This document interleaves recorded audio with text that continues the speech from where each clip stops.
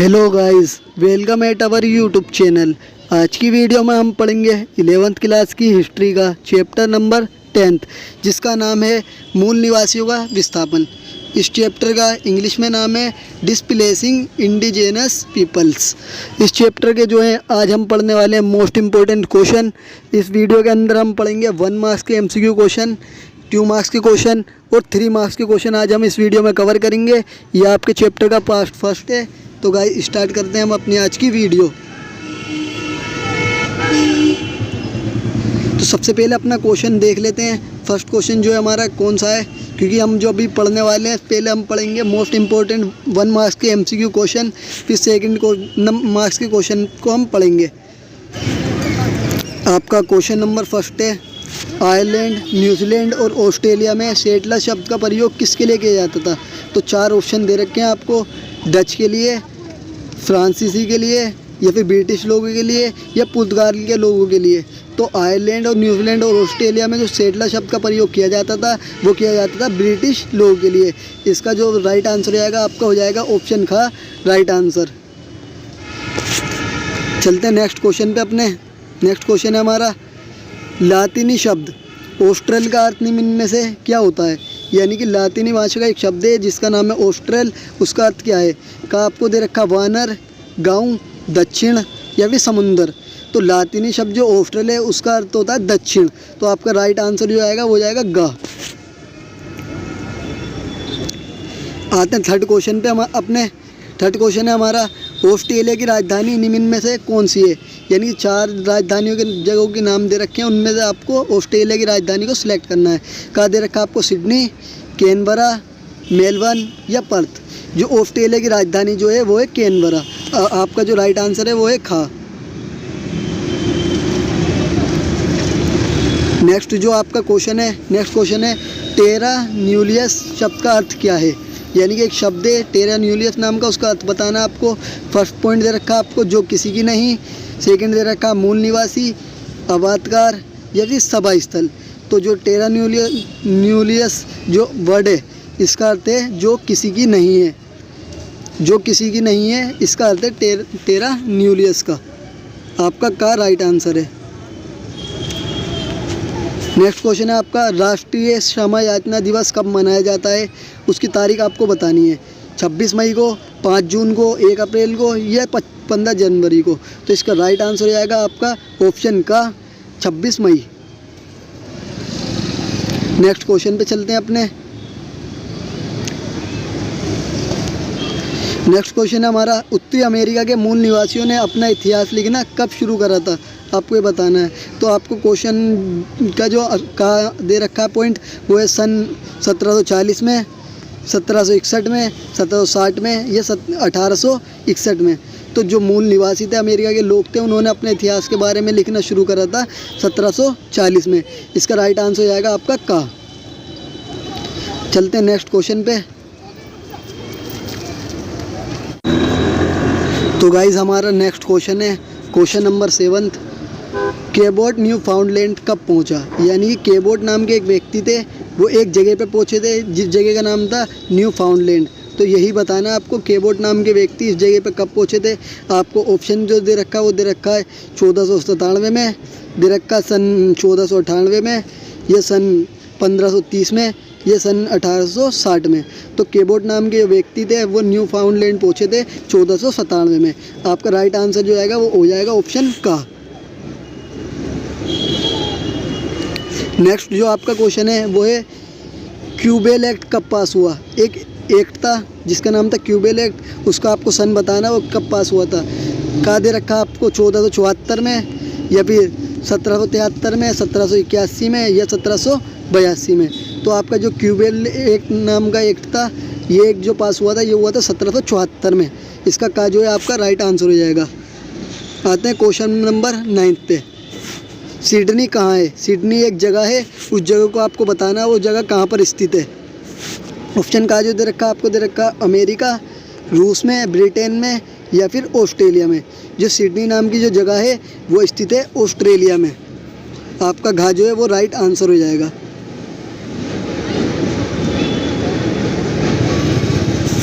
संयुक्त राज्य अमेरिका की कौन सी सरहद खिसकती रहती थी। यह आपका जो है क्वेश्चन नंबर 10 है। तो आपको सरहद बतानी है, सरहद कहते हैं सीमा को। तो कौन सी सीमा ऐसी थी संयुक्त राज्य अमेरिका की जो पीछे की तरफ खिसकती रहती थी। तो कहा दे रखा पूर्वी, पश्चिमी, उत्तरी या दक्षिणी। जो संयुक्त राज्य अमेरिका की पश्चिमी सीमा थी वो खिसकती रहती थी। खा जो है आपका राइट आंसर हो जाएगा।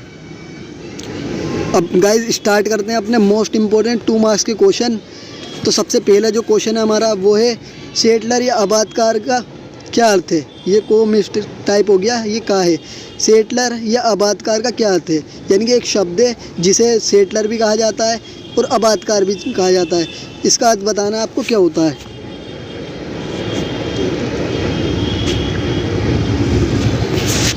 जो जैसा कि आपको पता है कि मूल निवासी जो थे उन्हें यूरोप के लोगों ने गुलाम बना लिया था। तो यूरोप के लोग जो थे वो कई जगहों पे अपने गुलाम बनाते रहे लोगों को जा जाकर। तो उन्हें ही कहा जाता था आबादकार। यानी कि आबादकार उन लोगों को कहा जाता है जो दूसरे देशों में जाकर अपने उपनिवेशों को स्थापित कर लेते हैं, अपने व्यापार चलाने शुरू कर देते हैं, अपने उद्योग धंधों को दूसरे देशों में स्थापित कर देते हैं। उन्हीं लोगों को कहा जाता है आबादकार। जो अमेरिका थे, अमेरिका के अंदर आबादकार जो था कहा जाता था यूरोप के लोगों को। और जैसे कि आपने क्वेश्चन नंबर 1 में भी पढ़ लिया है, आयरलैंड और न्यूजीलैंड और ऑस्ट्रेलिया में ब्रिटिश लोगों को कहा जाता था आबादकार। और जो दक्षिण अफ्रीका है वहाँ पर कहा जाता था डच भाषा बोलने वाले लोगों को आबादकार। इस तरीके से आबादकार अलग अलग जगह पे अलग अलग तरह के लोगों को कहा जाता था जो दूसरे देशों को अपना गुलाम बनाते थे।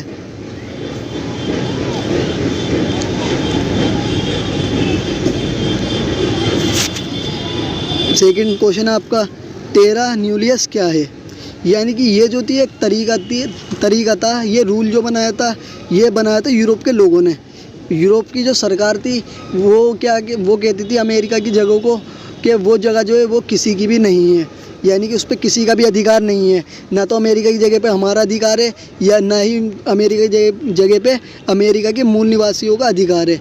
यूरोप के लोग जो थे वो अमेरिका की कई सारी जगहों पे कब्जा करते जा रहे थे और उसे अपने अंडर में लेते जा रहे थे। उन्हीं जगहों को कहा गया टेरा न्यूलियस। चलते हैं अपने नेक्स्ट क्वेश्चन पे। नेक्स्ट क्वेश्चन है आपका क्वेश्चन नंबर 3, कनाडा की खोज किसने करी थी।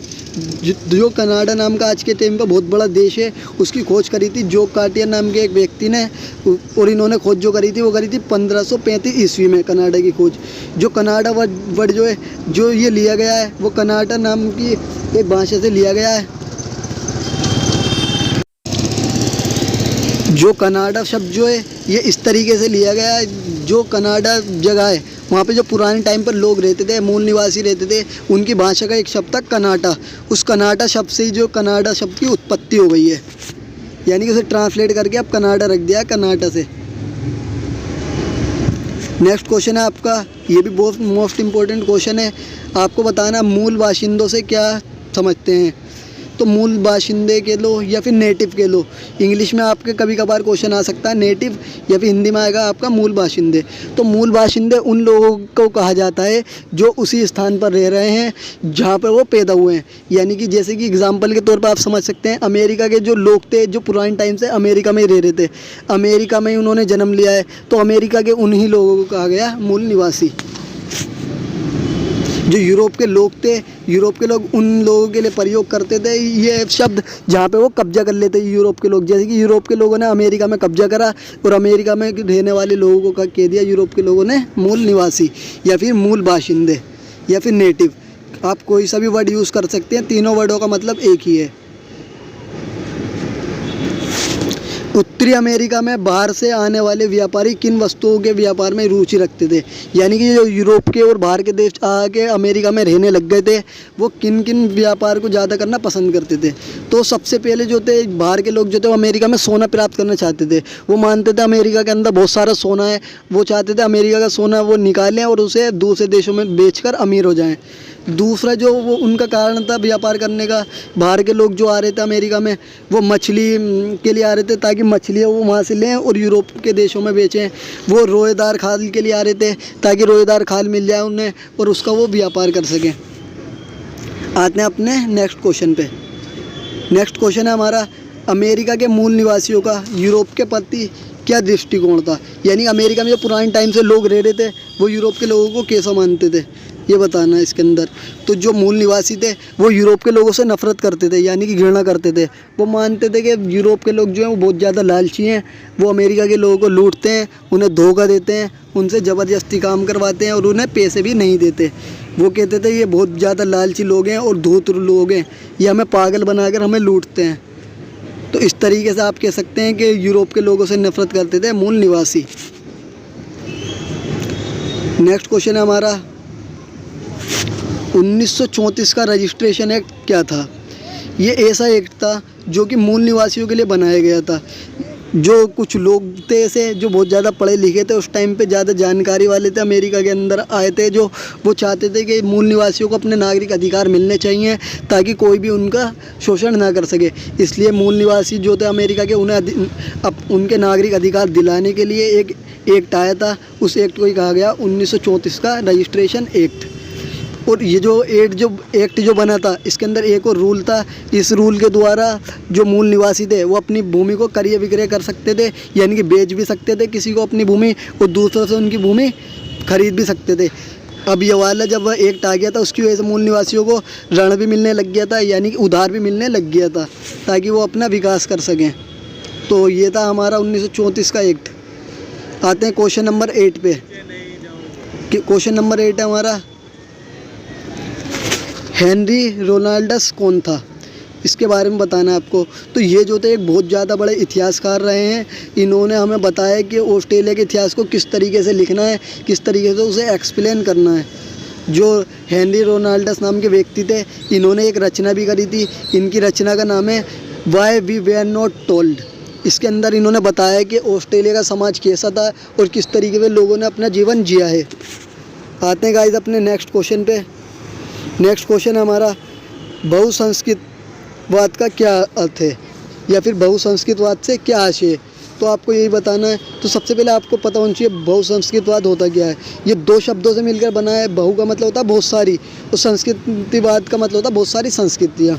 तो इस तरीके से आप कह सकते हो बहुसंस्कृतवाद जो है ये ऐसी विचारधारा होती है जिसके अंदर ये माना जाता है कि बहुत सारी संस्कृतियों के लोगों को आपस में मिलजुल कर रहना चाहिए, ताकि उनकी संस्कृतियों का आपस में आदान प्रदान हो, और एक संस्कृति ना रहकर कोई भी संस्कृति बहुत सारी संस्कृतियों का मिश्रण बन जाए, मिक्सचर बन जाए।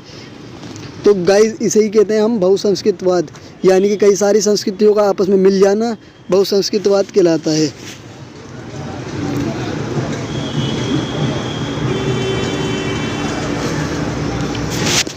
नेक्स्ट क्वेश्चन है आपका क्वेश्चन नंबर 10, ज्यूडिश राइट के विषय में आप क्या जानते हैं? तो जो ये ज्यूडिश राइट जो थी, ये एक बहुत ज़्यादा प्रसिद्ध लेखिका रही हैं, ऑस्ट्रेलिया की रहने वाली थी ये। इन्होंने एक पुस्तक लिखी है जिस पुस्तक का नाम है दो समय। उसके अंदर इन्होंने मूल निवासी जो थे अमेरिका के, उनके अधिकारों के लिए मांग उठाई है, ताकि दूसरे देश जो हैं वो उन पर कब्जा ना कर सके मूल निवासियों पे, और अपना सम्मानपूर्वक जीवन जो है मूल निवासी जी सकें। इसलिए ये चाहती थी कि मूल निवासियों को भी उनके अधिकार मिलने चाहिए। तो गाइस अब हम पढ़ेंगे इस चैप्टर के 3 मार्क्स मोस्ट इम्पोर्टेंट क्वेश्चन। तो सबसे पहला क्वेश्चन पढ़ लेते हैं हम अपना। ये मोस्ट इम्पोर्टेंट क्वेश्चन है हमारा इस चैप्टर का। अमेरिका के लिए फ्रंटियर के क्या मायने थे? इम्पोर्टेंट भी लिख रखा है मैंने इसका। तो आपको बताना है कि फ्रंटियर आखिर होता क्या था और अमेरिका के लोगों के लिए इसके क्या मायने थे। तो जैसा कि हमें पता है कि यूरोप के लोग जो थे वो अमेरिका की कई सारी जगहों पे कब्जा करते जा रहे थे, और कुछ ही जगहों पर बस खाली अब मूल निवासी जो थे वो रह रहे थे। सारी जगहों पर यूरोप के लोगों ने कब्जा कर लिया था। जो यूरोप के लोग थे उन्होंने अमेरिका के लोगों को रहने के लिए बस खाली उनका जो अमेरिका था उसका पश्चिमी भाग दिया था, यानी कि जो टोटल अमेरिका उसके जो पश्चिम का एरिया था वो मूल निवासियों को रहने के लिए दे दिया था। तो उसी जो पश्चिम का एरिया जहाँ पे मूल निवासी रह रहे थे उसी को कहा गया फ्रंटियर। और ये फ्रंटियर जो था इनकी पहले की ज़मीन नहीं थी, क्योंकि मूल निवासी की पुरानी ज़मीनों को यूरोप के लोग हड़प चुके थे। ये इन्होंने नई सीमा दे दी थी उन्हें, इसे ही कहा गया फ्रंटियर। और जो यूरोप के लोग जो थे वो बहुत ज़्यादा चालाकी करते थे, वो इस पश्चिम की सीमा पे भी बार बार कब्जा कर लेते थे। बहुत सारी जगह उनकी बार बार कब्जे में लेते रहते थे, जिसकी वजह से पहले मूल निवासी यहाँ रहते रहेंगे तो फिर उन्हें पीछे जाना पड़ेगा और पीछे जाना पड़ेगा। इस तरीके से यूरोप के लोग उन्हें पीछे की तरफ खिसकाते रहते थे अमेरिका में पश्चिम की तरफ। तो यही था आपका उनकी पश्चिमी सीमा, और उसकी उनकी जो मूल निवासी की पश्चिमी सीमा थी उसी को कहा गया फ्रंटियर।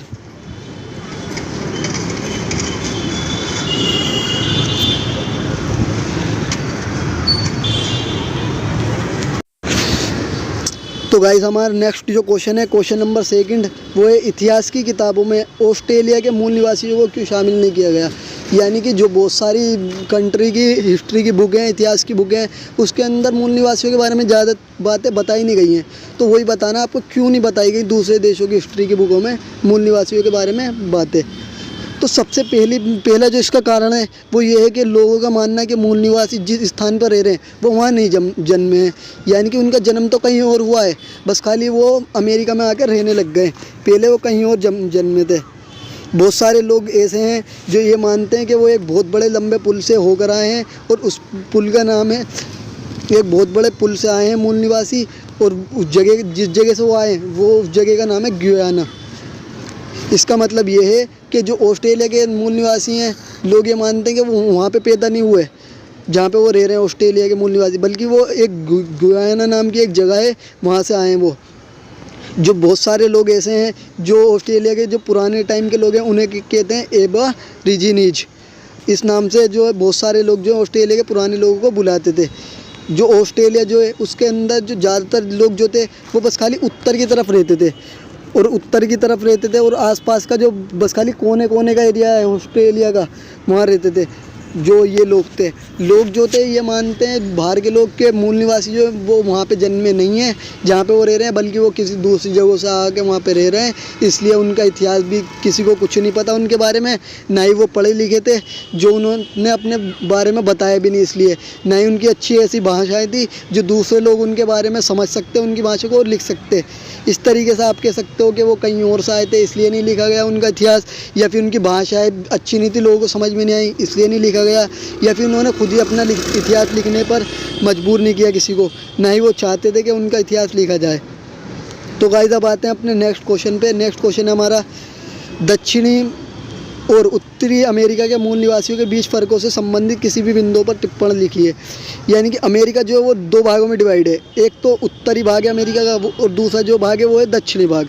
जो उत्तर के लोग जो थे उनके बारे में पढ़ लेते हैं। उत्तर के लोग जो थे वो उनके बारे में हमें ये पता चलता है कि कृषि वृषि वो कुछ भी नहीं करते थे उत्तर के लोग, बस खाली शिकार वगैरह कर लिया, या फिर जो फल सब्जियाँ उन्हें इकट्ठा कर लिया, या फिर खा लिया उन्हें, ऐसी वो आराम से अपना जीवन जीते थे, पूरी तरीके से पेड़ पौधों पर निर्भर रहते थे जो उत्तर के लोग जो थे। इसलिए वहाँ पे कोई साम्राज्य भी नहीं था, न ही राजा का शासन था।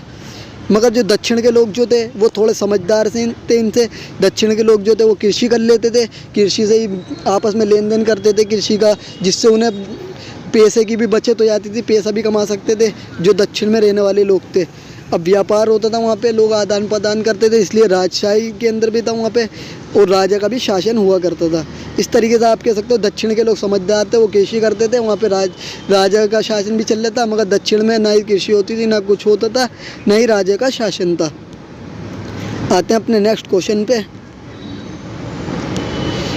क्वेश्चन नंबर 4, आप 19वीं सदी के संयुक्त राज्य अमेरिका में अंग्रेजी के उपयोग के अतिरिक्त अंग्रेजों के आर्थिक और सामाजिक जीवन की कौन सी विशेषता देखते हैं। यानी 19वीं शताब्दी के टाइम पे जब अंग्रेज जो थे वो अमेरिका चले गए थे यूरोप के, तो उन्होंने कौन कौन से काम वहाँ पे करे थे वो आपको बताना है। तो सबसे पहले हमें ये पता चलता है कि जो अंग्रेज जो थे वो बहुत ज़्यादा बड़े कारीगर थे कपड़े के, वो कपड़े को सी सकते थे बहुत अच्छी तरीके से।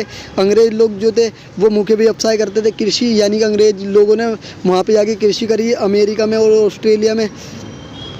और जो अमेरिका के में जो पहुँच गए थे यूरोप के लोग, उन्होंने वहाँ पर बहुत सारी जगह पर कब्जा भी कर लिया था, जिसकी वजह से उन पर बहुत सारी ज़मीन हो गई थी। यूरोप के लोग जो थे उन्होंने अमेरिका में जाकर खनन करना शुरू करा ताकि सोना मिल सके, उन्हें कारखाने लगा दिए ताकि विकास कर सकें वो अमेरिका का। वो जो थे मछली की भी तलाश करते थे, मछली का व्यापार कर लेते थे। यूरोप के लोग अमेरिका जाकर मांस खाते थे, वहाँ पे जानवरों को पकड़ के वो खेतों में सब्जियाँ और मकई भी उगाते थे, जिसका वो व्यापार यूरोप के अंदर कर सकते थे। उन्हें घुड़सवारी भी वहाँ पे चला दी थी ताकि वो एक जगह दूसरी जगह आसानी से जा सकें।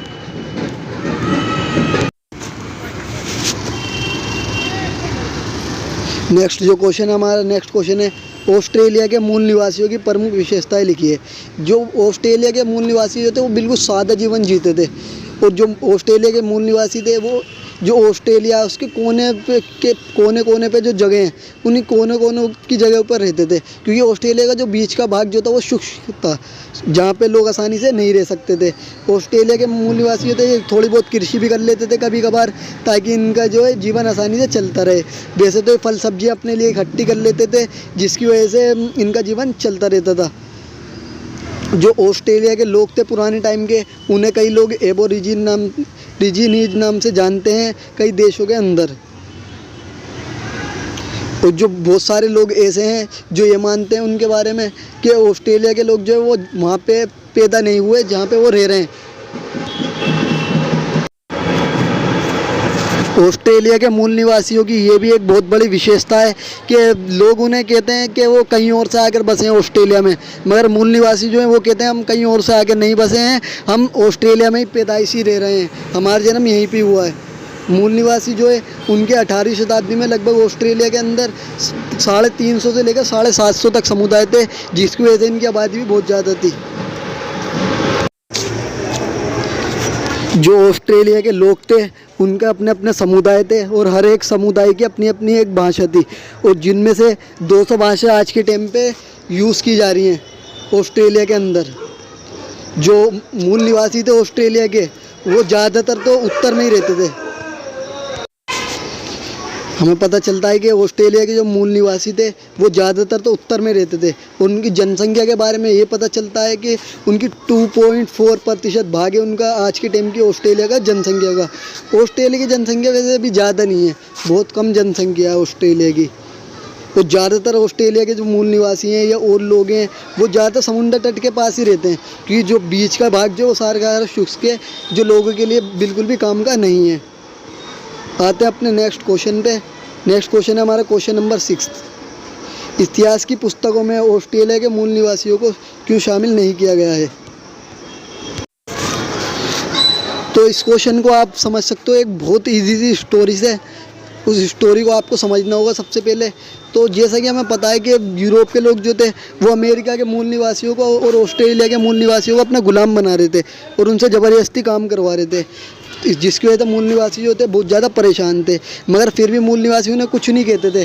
मूल निवासी उनसे फिर भी व्यापार करते रहते थे, लोग दोनों के बीच में चीज़ों का आदान प्रदान होता रहता था। परंतु एक बार क्या हुआ, ऑस्ट्रेलिया का एक व्यक्ति था जो कि एक कैप्टन था, हवाई जहाज उड़ाता था, वो उसका नाम था कुक। जो कुक जो था वो ऑस्ट्रेलिया आया तो लोग जो थे उससे खुश थे और बातचीत भी दोनों के बीच में सही हो रही थी, मूल निवासी और यूरोप के लोगों के बीच में।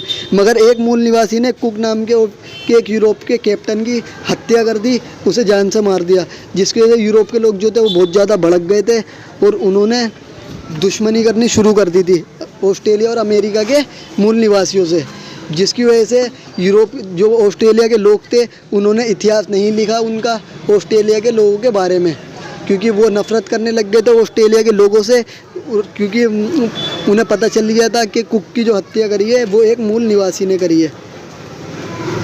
तो कुक की हत्या ना होने, कुक जो व्यक्ति है उसकी हत्या होने की वजह से ही मूल निवासियों का इतिहास नहीं लिखा गया आज के टाइम पे। तो ये थी एक स्टोरी, इसलिए ये आप लिख सकते हो इस क्वेश्चन का आंसर। जैसे कि आपको नोट्स में भी दिख रहा होगा, यही सब बातें लिखी हुई हैं कि कैप्टन कुक जो था उसकी वो साथियों के साथ आया था, उसकी हत्या कर दी थी मूल निवासी ने एक, जिसकी वजह से यूरोप के लोग उनसे घृणा करने लग गए मूल निवासियों से। उन्होंने बिल्कुल भी अपनी पुस्तकों में नहीं लिखा उनके बारे में मूल निवासियों के। नेक्स्ट क्वेश्चन हमारा क्वेश्चन नंबर 7। उत्तरी अमेरिका के संदर्भ में रिजर्वेशन या फिर इसे हिंदी में कहते हैं आरक्षण क्या था? तो जैसा कि हमें पता है कि यूरोप के लोगों ने अमेरिका के लोगों की जगहों पर कब्जा कर लिया था और उन्हें बहुत छोटी छोटी जगह दे दी थी, जिसकी वजह से मूल निवासी बस खाली छोटी जगहों में रह रहे थे।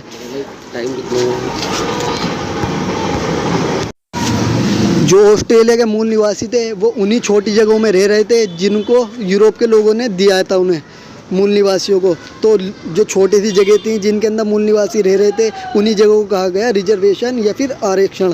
इन जगह से पहले से कोई नाता नहीं था मूल निवासियों का, मूल निवासी इन जगहों के बारे में पहले से नहीं जानते थे। नेक्स्ट क्वेश्चन पर आते हैं अपने। नेक्स्ट क्वेश्चन है, ये भी मोस्ट इम्पोर्टेंट क्वेश्चन है इस चैप्टर का। गोल्ड रश को किस बात ने जन्म दिया या फिर गोल्ड रश क्या था? ये आपको के क्वेश्चन जो है बहुत बार रिपीट होता है आपके एग्ज़ाम में, तो पढ़ लेते हैं गोल्ड रश था क्या। तो क्या हुआ था, जब कैलिफोर्निया नाम की एक जगह थी अमेरिका में, वहाँ पे सोने के कुछ चिन्ह मिल गए थे। यानी कि यूरोप के लोगों को पता चल गया था कि कैलिफोर्निया नाम की एक जगह है, वहाँ पे बहुत सारा सोना है। इसलिए यूरोप के बहुत सारे लोग पहुँच गए थे अमेरिका के कैलिफोर्निया नाम की जगह पे, ताकि वहाँ से सोना निकाल सकें। इसी को कहा गया था गोल्ड रश। यानी कि सोने के लिए, जो सोना पाने के लिए यूरोप के लोग अमेरिका पहुँच गए थे, ताकि वो सोने को पा के बहुत ज़्यादा अमीर हो जाएँ। इसी प्रक्रिया को कहा गया गोल्ड रश। आते हैं नेक्स्ट क्वेश्चन पे अपने। क्वेश्चन नंबर हमारा 9 है। उत्तरी अमेरिका में उद्योगों के विकास के कौन कौन से मुख्य उद्देश्य थे। यानी कि जो अमेरिका में यूरोप के लोग जाके बस गए थे, वो अमेरिका के अंदर उद्योगों को क्यों बढ़ाना चाहते थे। तो उनका सबसे पहला कारण ये था कि वो रेलवे लाइन बिछाना चाहते थे। वो चाहते थे हम अपने सामान को एक जगह से दूसरी जगह आसानी से पहुँचा सकें, अमेरिका से यूरोप के अंदर पहुँचा सकें यूरोप के लोग। इसलिए यूरोप के लोगों ने रेल लाइनों का भी विकास करा। वो चाहते थे उद्योगों की स्थापना हो, अमेरिका का बहुत सारा माल बनाया जाए उद्योगों में और यूरोप में बेचा जाए उसे, ताकि ज़्यादा से ज़्यादा धन कमाया जा सके। यूरोप के लोग चाहते थे कि बहुत सारे यंत्रों का निर्माण हो जाए, बहुत सारे नए नए आविष्कार हो जाए, जिसकी वजह से वो व्यापार में बहुत ज़्यादा लाभ कमा सकें। नेक्स्ट क्वेश्चन हमारा 1934 में संयुक्त राज्य अमेरिका में युगांतकारी कानून पारित हुआ। ये क्या था। जैसे कि हम पहले भी इसके बारे में पढ़ चुके हैं कि ये जो कानून था ये मूल निवासियों के लिए बना था, ताकि मूल निवासी जो है उन्हें नागरिक अधिकार मिल सकें और उन्हें ये भी अधिकार मिल सके कि वो अपनी ज़मीन को ख़रीद सकें, बेच सकें और किसी से भी ऋण ले सकें। तो ये वही कानून है जिसके बारे में हम ऊपर पढ़ चुके हैं। नेक्स्ट क्वेश्चन, ये भी क्वेश्चन रिपीट हो गया हमारा, एक बार दोबारा से पढ़ लेते हैं। नेटिव या फिर मूल निवासी शब्द से क्या अभिप्राय। कि मूल निवासी उन्हीं लोगों को कहा जाता है जो उस स्थान पर रह रहे हैं जहां वो पैदा हुए हैं। जो यूरोप के लोग थे उन्होंने उन देशों के लोगों के लिए ये प्रयोग करा इस शब्द को जिस जगह पे यूरोप के लोग अपना कब्जा कर लेते थे। जैसे यूरोप के लोगों ने अमेरिका पे कब्जा करा तो अमेरिका के लोगों को कहा उन्होंने मूल निवासी, या ऑस्ट्रेलिया के लोगों पे कब्जा करा तो ऑस्ट्रेलिया के लोगों को कहा उन्होंने मूल निवासी। आते हैं अपने नेक्स्ट क्वेश्चन पे। नेक्स्ट क्वेश्चन है हमारा, अमेरिका की पूर्व संध्या से क्या अभिप्राय है। ये आपका क्वेश्चन है। तो इसे इस तरीके से समझ सकते हैं कि जब यूरोप के लोग जो थे वो अमेरिका में आए, उस टाइम पे अमेरिका के बारे में कोई भी नहीं जानता था। तो यूरोप के लोगों ने अमेरिका को अपना नाम दे दिया, एक नाम जिसको उन्होंने नाम दिया अमेरिका। यानी कि अमेरिका के बारे में पहले कोई नहीं जानता था। जिस समय यूरोप के लोग अमेरिका आकर बस गए, उन्होंने अमेरिका को नाम दिया अमेरिका। इसी को कहा गया पूर्व संध्या अमेरिका की। ठीक है, एक बार दोबारा से आपको एक्सप्लेन कर देता हूँ कि इसका अभिप्राय ये है उस समय से है जब यूरोप के लोग अमेरिका आए और अमेरिका की खंडर जगह को उन्होंने नाम दिया अमेरिका। आते नेक्स्ट क्वेश्चन पे। नेक्स्ट क्वेश्चन है हमारा, उत्तरी अमेरिका की आरंभिक निवासियों की जीवन शैली के विषय में बताइए। यानी कि जो उत्तरी अमेरिका के जो लोग थे, पुराने टाइम के जो मूल निवासी थे, वो किस तरीके का जीवन जी रहे थे उनके बारे में बताना है। तो हमें ये पता चलता है कि वो आरंभिक लोग जो थे वो नदी घाटी के आसपास रहते थे, क्योंकि ज़्यादातर जो इधर उधर का एरिया था उनके लिए ज़्यादा ज़रूरी नहीं था। नदी घाटी के पास इसलिए रहते थे क्योंकि पानी मिल जाता था उन्हें आसानी से लिए, और पानी का उपयोग जो था हर चीज़ के अंदर होता है। जो मूल निवासी जो थे उनकी ये भी विशेषता थी कि वो मछली और मांस खाते थे, वो सब्जियां और मक्का उगाते थे ताकि वो अपने घर में सब्जियां बना सकें। वो जो थे मांस की तलाश में बहुत दूर दूर तक यात्रा भी कर लेते थे मूल निवासी, और एक मेनली वो चाहते थे कि बड़ी बड़ी भैंसों का शिकार करें, जिसकी वजह से उनका परिवार भोजन खा सके। और जो भैंसें उन्हें ज़्यादातर मिलती थी वो घास के मैदानों में मिलती थी, जिसका वो शिकार किया करते थे। क्वेश्चन नंबर 14, वेम्पूम बेल्ट क्या थी। तो इसके बारे में हमें ये पता चलता है कि ये जो थी रंगीन सीपियों को आपस में सिलकर बनाई जाने वाली बेल्ट थी। और ये बेल्ट जो थी ये इसलिए बनाई जाती थी ताकि समझौते किए जा सकें। जैसे कि उस टाइम पे जो लोग रहते थे वो पुराने टाइम के अमेरिका में, वो आपस में किसी भी समझौते को जब करते थे, दो लोगों के बीच में या दो कबीलों के बीच में, या फिर उनके दो समूह जो होते थे लोगों के अमेरिका के, वो आपस में किसी भी समझौते के लिए इस बेल्ट को आदान प्रदान करते थे। जब दो व्यक्तियों के बीच में या फिर दो कबीलों के बीच में ये इस बेल्ट का, वेम्पूम बेल्ट का आदान प्रदान हो जाता था, तो ये माना जाता था इन दोनों के बीच में समझौता हुआ है। नेक्स्ट क्वेश्चन पे आते हैं अपने। नेक्स्ट क्वेश्चन जो है, पश्चिमी यूरोप के लोगों को अमेरिका के मूल निवासी असभ्य क्यों प्रतीत हुए? ये हमारे चैप्टर का मोस्ट इंपॉर्टेंट क्वेश्चन है। तो इसका आंसर हम पढ़ लेते हैं कि जब 18वीं शताब्दी का टाइम आया था तो यूरोप के लोग उन लोगों को सभ्य मानते थे। सभ्य यानी कि पढ़े लिखे समझदार।